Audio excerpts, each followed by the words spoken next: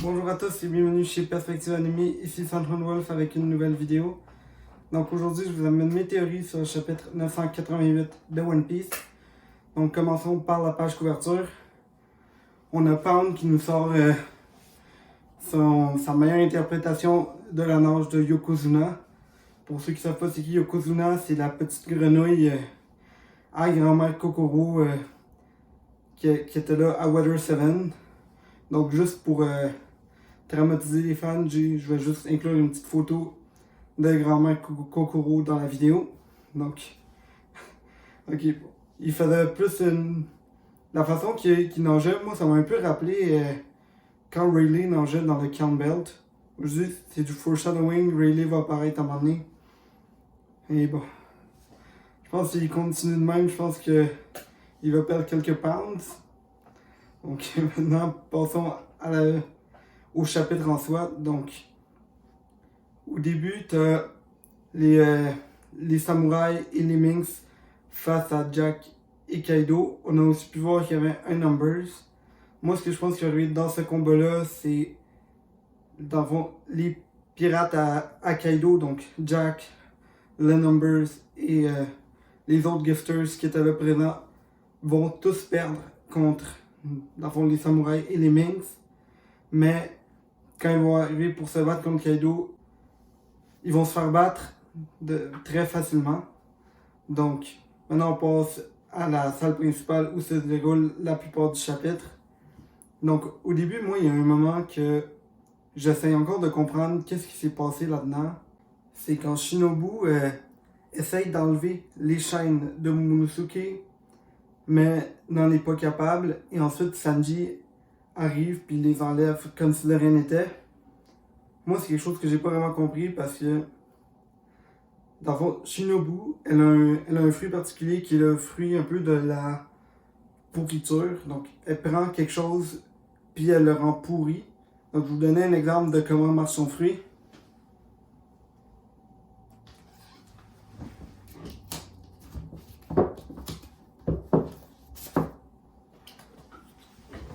Donc, prenons par exemple ce tome du manga, donc tome 18. On voit une image de Ace. Donc, on voit un Ace en bon état. Et donc, si on prend le fruit de Shinobu et on fait que Ace a rendu pourri, eh bien, ça donne le novel de Ace.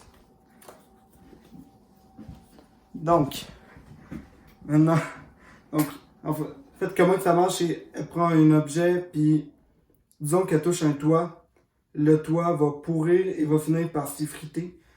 Donc, c'est un pouvoir qui est un peu similaire au pouvoir de Shu. Donc, qu'on a pu voir à Enies Lobby qui pouvait faire rouiller l'épée de Zoro et c'est lui qui a perdu une de ses épées. Donc, de la même façon, Shinobu va pouvoir utiliser un pouvoir similaire, mais sans nécessairement avoir une contrainte sur du métal, mais sur n'importe quel objet qu'elle puisse pourrir. On ne sait pas si elle peut utiliser ça sur une personne. Mais bon. Donc c'est là que moi je me demande qu'est-ce qui s'est passé. Pourquoi elle n'aurait pas pu rouiller les chaînes et les briser facilement. Et pourquoi Sanji, lui, aurait pu les briser sans avoir aucune habileté particulière que l'on connaisse de sa part qui lui permettent de briser des chaînes. Donc, la seule solution, c'est que ces chaînes-là soient genre, qu'elles peuvent pas pourrir, donc elles peuvent pas être rouillées. Donc, peut-être dans du Wapol Metal, qui est le matériel qui est le plus solide dans l'univers de One Piece. Donc, je pense que, à l'exception du Kairoseki, je pense que c'est le métal le plus solide au monde. Donc, on sait que, par exemple, l'île des Marines n'a pas est en fait construite de ce métal-là et c'est pour ça que Barbe Blanche n'a pas réussi à le péter. On sait que Frankie est faite de ce métal-là et on sait que Frankie il est solide et capable de résister à des balles. Donc, j'imagine peut-être que Shinobu a essayé de le pourrir mais n'en a pas été capable, mais que Sanji avec du haki a mis assez de force pour pouvoir le détruire. Donc, par rapport à cette scène-là, donc Shinobu détruit. En fait, Shinobu n'arrive pas à détruire et Sanji intervient. Donc là, ça amène un petit combat entre Sanji et King. Moi, c'est quelque chose auquel j'avais pensé avant même que le chapitre arrive, qui est si Luffy et Zoro se battent contre Kaido, ça laisserait que Sanji et King se battent l'un contre l'autre, mais on a pu voir que King a supposément transpercé le corps de Sanji durant son attaque. Et je me demande, moi je pense pas que Sanji ait réellement pu esquiver cette attaque-là. Je pense qu'il a pris un coup qui pourrait y avoir laissé une blessure qui pourrait être fatale. Quand je dis pourrait, c'est parce que ma théorie c'est que Sanji va tomber avec King à l'entrée de Nigashima où se trouvent Marco et Perospero. Donc on aurait Perospero qui retiendrait King, donc il y aurait un peu sa petite revanche contre lui. Les deux, il y aurait un petit combat, mais King, tant bien que mal, va s'arranger pour battre Perospero. Donc pendant ce temps-là, Marco va soigner Sanji de sa blessure et va ensuite combattre King temporairement. Et on voit que ça va être un combat très égalitaire dans lequel les deux vont subir des dommages. Et finalement, on va avoir Sanji qui va se battre contre King. Donc, comme ça, il n'y aura pas de problème de power scale de dire est-ce que Sanji serait réellement capable de le battre. Non, parce que il y aura aussi d'autres personnes qui vont être impliquées dans le combat. Ça laisserait aussi place à un des combats que j'ai le plus envie qu'il y ait lieu dans cette guerre de Nigashima, qui est Franky et Queen. Et je pense que pour un peu donner un peu d'aide à Franky, je pense que Jinbei va aussi être inclus dans le combat. On sait qu'Oda aime pas trop les combats entre, mettons, du 2 contre 1 ou des combats d'équipe, mais on sait que Jinbei, lui, a été utilisé dans un combat d'équipe avec Sanji contre Wadatsumi, donc quand il était sur l'île Gyojin. Donc je pense que ça ferait du sens que les deux, que Franky et Jinbei, encore une fois, Jinbei est utilisé dans un combat d'équipe, mais cette fois-ci pour battre Queen, qui en fait, qui ressemble un peu physiquement à Wadatsumi. Donc les deux sont un peu gros, puis ils se battent ils pourraient se battre contre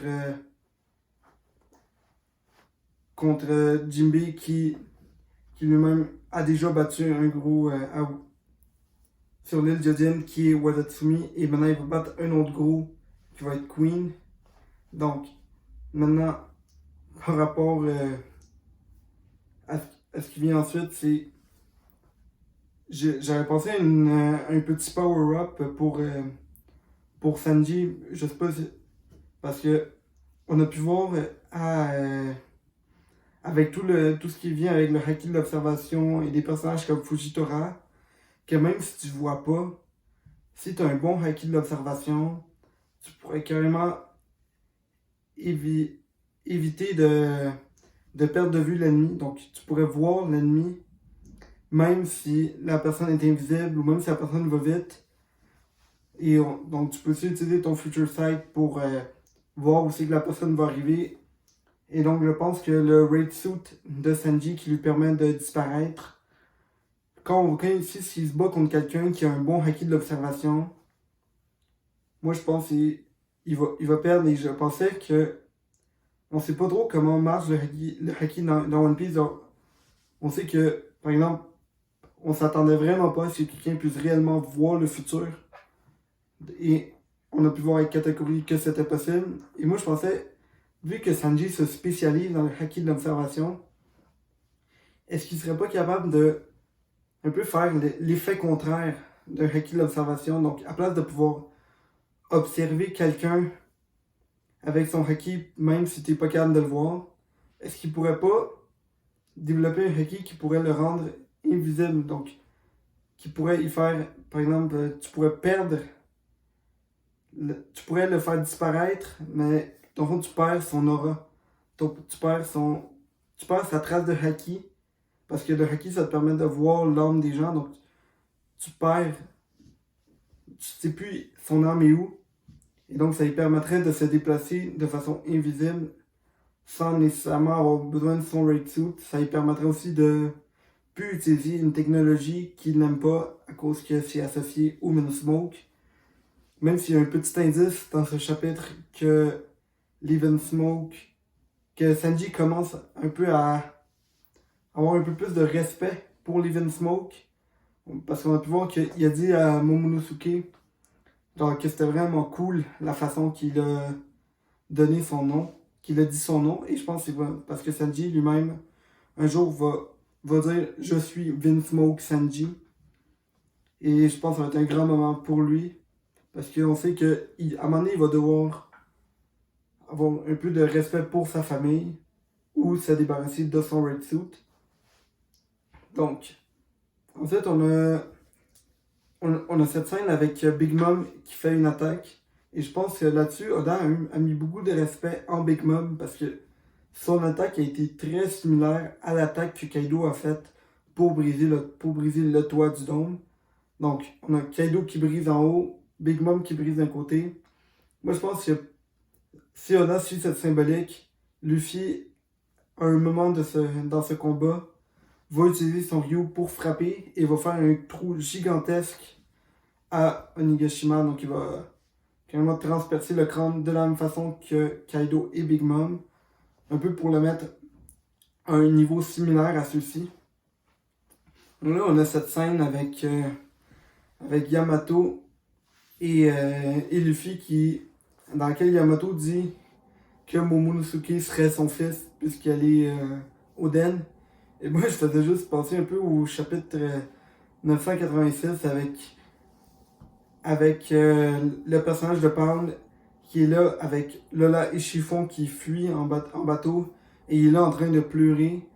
Et on a une petite scène, on a le petit passage en dessous qui décrit c'est quoi qui s'est passé. Donc ça dit « Entre la marine et ce type chelou qui dit être notre père, fuyons d'ici. » Donc, moi j'imagine juste une scène similaire avec Yamato en pleurs qui est là en train d'essayer de convaincre Momo et Hiyori qu'il est Oden, donc qu'il est leur père.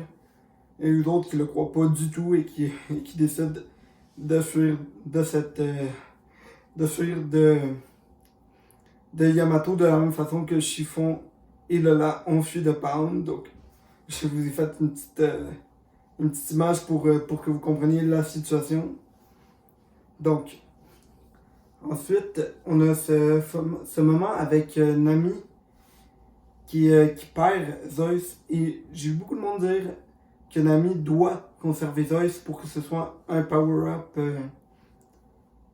pour celle-ci. Mais moi, je pense que Nami, on sait depuis très longtemps qu'elle a une facilité à contrôler donc, la température puis la météo. Et je me dis, est-ce qu'elle pourrait pas avoir étudié Zeus et elle-même s'améliorer sans avoir besoin de ce power-up-là pour créer des nuages similaires à celui-ci?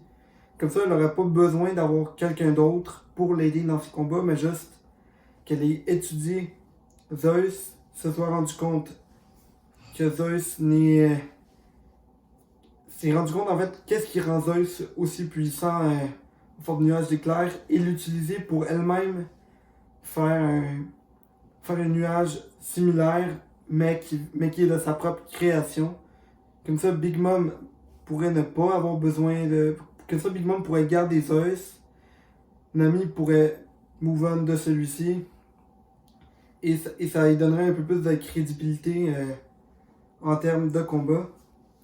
Donc ça, c'était pas mal mes théories par rapport au chapitre 988 de One Piece. Évidemment, il y a eu cette dernière scène avec Franky qui fait son attaque sur Big Mom et Brook sur Zeus.